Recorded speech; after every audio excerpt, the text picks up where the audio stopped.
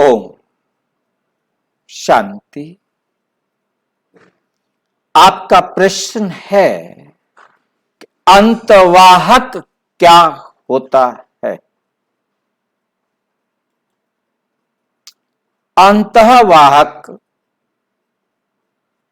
अर्थात आत्मिक अवस्था में गति करना।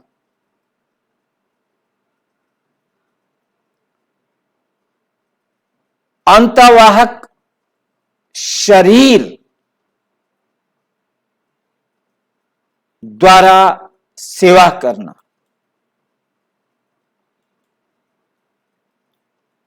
अंतवाहक अर्थात स्वयं की यात्रा, आत्मा की यात्रा।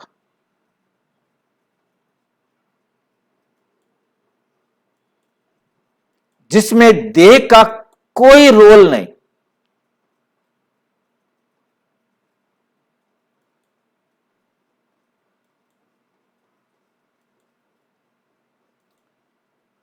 इस यात्रा का अनुभव आप स्वयं भी करते,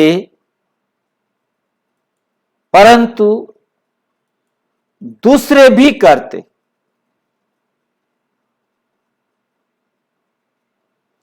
इसके साथ शरीर इसलिए लगाया गया क्योंकि इसे सूक्ष्म शरीर के द्वारा दूसरे अनुभव करते हैं।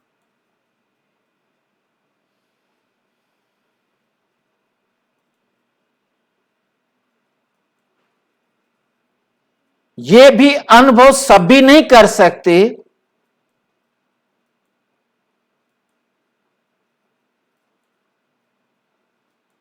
जिनका पार्ट है, जिनके साथ कार्मिक अकाउंट है, केवल वही अनुभव कर सकेंगे।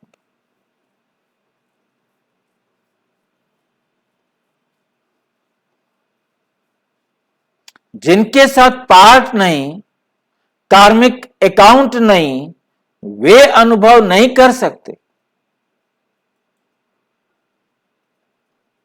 ये कुछ पहली सी बात लगती है, परंतु इसको बहुत ध्यान से समझना है।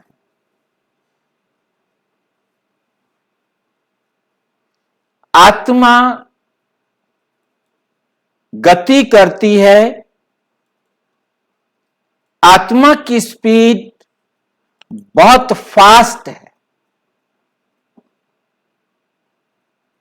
जिसे बाबा हमें समझाते हैं। बाबा ने 11 फरवरी 1971 की मुरली में ये बात बहुत अच्छी तरह समझाई है। ये अव्यक्त मुरली है कि एक सेकंड में कितना दूर से दूर जा सकते हो। आत्मा एक सेकंड में कितना भी दूर जा सकती है, इसका कोई हिसाब नहीं निकाल सकता। क्वेश्चन पूछा है, जैसे आत्मा इधर शरीर को छोड़ती है, मरने के बाद आत्मा एक सेकंड में कहां पहुंच जाती है? जहां उसने अपने नए शरीर को रचना करनी, जहां उसका पार्ट है। अंतवाहक शरीर द्वारा, अंतवाहक शरीर जो कहते हैं, उसका भावार्थ क्या है? आप लोगों का जो गायन है कि अंतवाहक शरीर द्वारा बहुत सैर करते थे। शरीर यहां रखा हुआ है, बाबा के साथ आत्माएं सैर करते, कहां कहां की दुनिया को देखकर आते। ये गायन सिर्फ दिव्य दृष्टि वालों का नहीं है कि वो दिव्य दृष्टि से कुछ भी देख के आ जाए। लेकिन तुम सभी का है। ये लोग जो अंतवाहक शरीर का अपना अर्थ बताते हैं, लेकिन यथार्थ अर्थ यही है। यथार्थ अर्थ बाबा बता रहे हैं कि अंत के समय की जो आप लोगों की कर्मातीत अवस्था की स्थिति है, वह जैसे वाहन है। कर्मातीत स्थिति, कर्म से परे की अवस्था।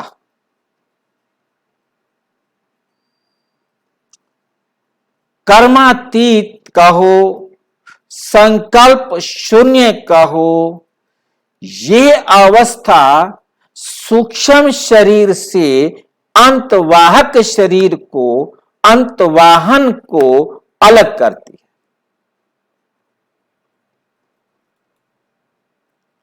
सूक्ष्म शरीर का अनुभव हम इस शरीर में कर सकते हैं,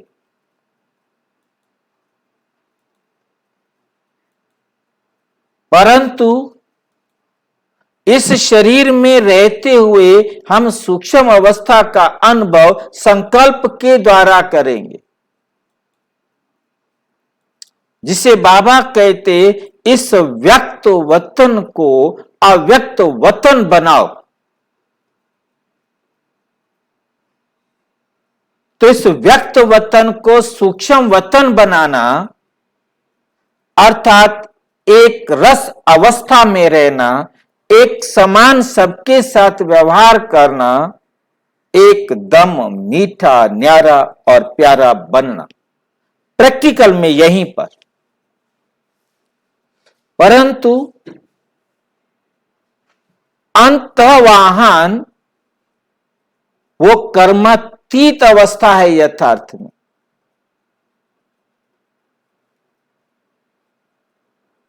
ये जो वाहन द्वारा सेवा करते, सूक्ष्म शरीर के द्वारा जो सेवा करते, जो ब्रह्मा बाबा ने की, इसे हम अंतवाहन नहीं कहेंगे, अंतवाहक नहीं कहेंगे। ये सूक्ष्म शरीर के द्वारा की जाने वाली सेवा है।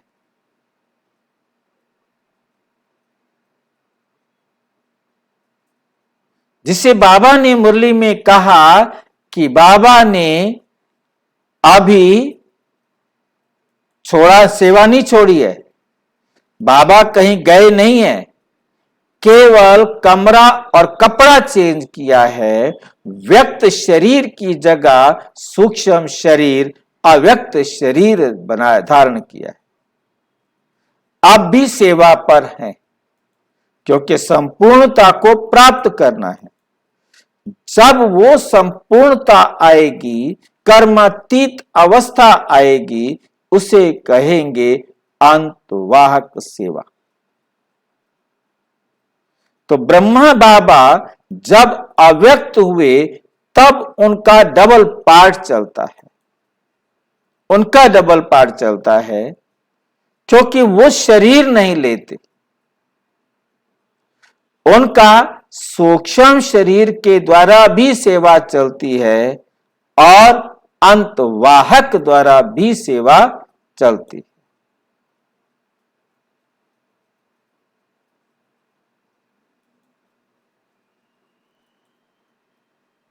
ये बात बहुत अच्छी तरह समझने वाली है, बहुत हल्का सा इसके अंदर अंतर है।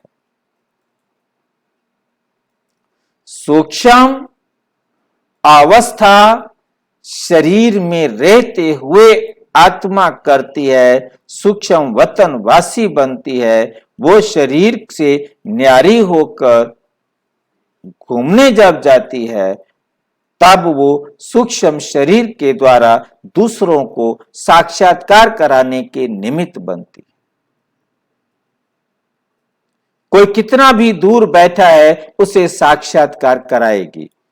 ये होगा साक्षात्कार कार्मिक अकाउंट के अनुसार, ड्रामा अनुसार, सबको नहीं होता। ब्रह्मा बाबा शरीर ही नहीं है, अब वो किसको साक्षात्कार कराने के निमित्त बनते हैं, तो उसे अंतवाहक स्थिति कहेंगे। और उस अंतवाहक स्थिति के द्वारा जाकर के वे उस स्टेज को प्राप्त करते। तो अंतवाहक स्थिति, कर्मातीत स्थिति, शून्य स्थिति, परम अवस्था की स्थिति है। वो केवल परम धाम जाना, परम अवस्था में रहना, शिव बाबा परमानेंट परम अवस्था में रहते।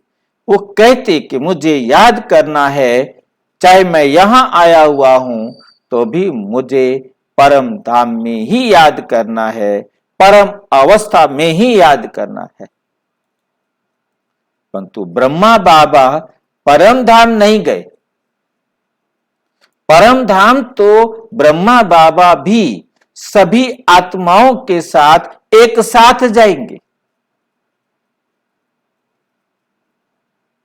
उसके बाद ब्रह्मा बाबा ने अपना स्थूल शरीर श्री कृष्ण के रूप में ले लिया। अब वो अवस्था चाहे 100% शुद्धता की है, परंतु कर्म तो करना पड़ रहा है। कर्मातीत अवस्था नहीं कहेंगे। कर्म के प्रभाव से परे हैं, परंतु कर्म अतीत नहीं, कर्म तो करना ही पड़ रहा है। सूक्ष्म शरीर में भी कर्म करना पड़ता है और शरीर में भी कर्म करना पड़ता है, परंतु अंतवाहक जब कोई कर्म उनके पार्ट में नहीं रहा, तब वो कहलाता है कर्मातीत अवस्था, तब वो कहलाता है अंतवाहक।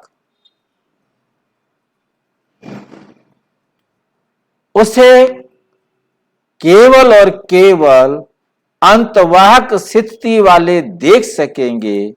मेरे हिसाब से जो मुझे समझ में आया है कि अंतवाहक स्थिति केवल 1 सेकंड के लिए मिलेगी।